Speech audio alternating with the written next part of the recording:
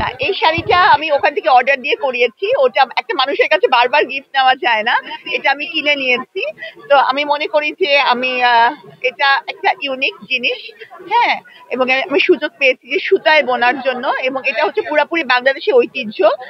এবং আমাকে দেখে অনেকেই কাস্টমাইজ করতে পারবে এটা। আমি মনে করি এটা বাংলাদেশের একটা মানে ফিমেল উদ্যোক্তাকে এটা অনুপ্রাণিত করা হবে। সামনে রমজান মাস হচ্ছে, রমজান মাস থেকে আপনার ব্যক্তিগত দিক থেকে আপনার কি ভাবনা? পুরো রমজান মাসে আমি সকল বন্দিনীদের জন্য আমি মানে ইফতার এবং প্রয়োজনীয় সেহরির ব্যবস্থা আছে।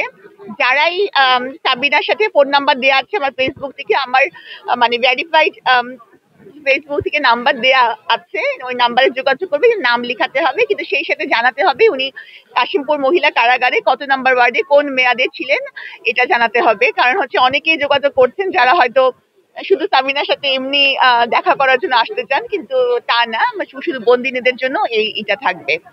এবং যারাই বন্দিনী অনেক সময় আসে, তাদের যদি কোনো ছোট বাচ্চা থাকে বা বৃদ্ধ বাবা মা থাকে, অনেক সময় তাদেরকে নিয়ে যদি তারা ঢাকা শহরে আসেন এবং ইফতারের জন্য কোনো মানে অসুবিধায় পড়েন, পথ মানে সমস্যায় পড়েন, তাহলে অবশ্যই তাদের জন্য আমি আছি। আমার বাসায় করাবো, আমার বাসায় করাবো।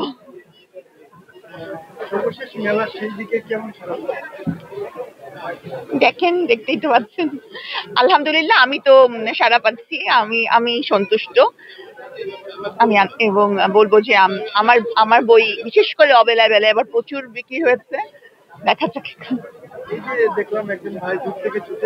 হ্যাঁ, মুন্সিগঞ্জ থেকে এসছেন কত কষ্ট করে। হ্যাঁ,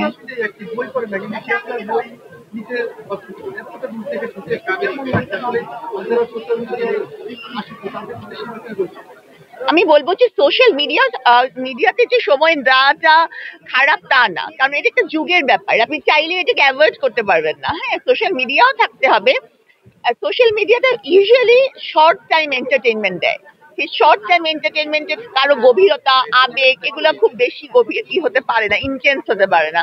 আমার মনে হয় বই যারা পড়বেন, এই বইয়ের পড়ার এই যে একটা মানে ইম্প্যাক্ট তাদের মধ্যে থাকবেই থাকবে। এই যে আমি যুদ্ধ করছি, আমি কিন্তু একটা ফাইটার। আমার এই যুদ্ধ করার পেছনে মূল হচ্ছে শক্তি হচ্ছে আমি অনেক পড়েছি, অনেক পড়েছি। সর্বশেষ জানতে চাই, সামনে ঈদ আসছে এবং বইমেলা শেষ দিন, ভক্তদের জন্য কি অফার এবং আকর্ষণীয় কি থাকে? ভক্তদের জন্য আমার ভালোবাসা, আসলে তাদের ভালোবাসাই আমি এখানে। না হলে হচ্ছে যে আমি এখানে দাঁড়িয়ে থাকতে পারতাম না, আপনি আমার ইন্টারভিউ নিতেন না। শুধু উনাদের কারণে আজকে আমি এখানে দাঁড়িয়ে আছি। হ্যাঁ, এত নেতিবাচক প্রচারণার মাধ্যমেও মানে হওয়ার পরেও উনারা আমাকে এত ভালোবাসা দিয়েছেন, এটা আমি বলবো যে এই জন্য আমার দুটা, একটা হচ্ছে আপনাদের মধ্যে গণমাধ্যম কর্মী, আর আরেকটা হচ্ছে ভক্তদের ভালোবাসা। শেষই হয় না। ভক্তদের জন্য আমার একটাই যে পুরো রোজা জুড়ে আমি তো আমার জন্য আমার সামর্থ্য অনুযায়ী আমার ইফতার এবং সেহরি দেওয়াটা সামান্য, এমন না যে খুব আহামরি কিছু আমার সাথে তারা খেতে পারবেন। আমি যা খাই সাধারণ খাবার, তার সেটাই খাওয়ার, এবং সকলের জন্য প্রতিদিন থাকবে স্বাস্থ্য বিষয়ক টিপস।